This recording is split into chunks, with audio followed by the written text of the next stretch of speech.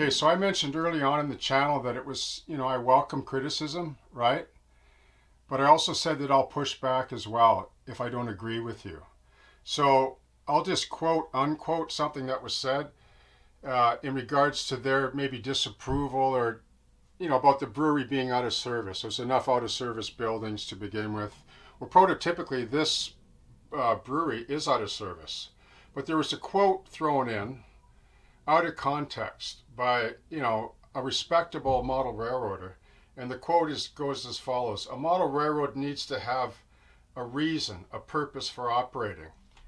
Okay? Like as if having a brewery out of service, which it is, and which has now become the switch lead or classification track for, like, guess what it's for. So a model railroad, right, diorama, whatever you want to call it, needs a purpose and a reason, right? So can you see the purpose and the reason? So is it about the out of service brewery back there? Or what's this right here? Right? What was the reason for this to be built? For just for show or operations or both?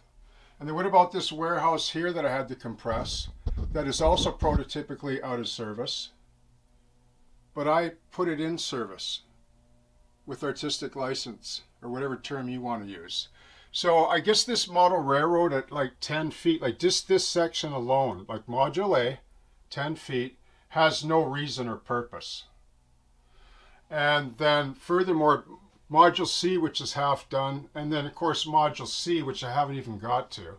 So a model railroad needs a reason and a purpose, but it's contingent on the brewery being in service? Really? You be the judge.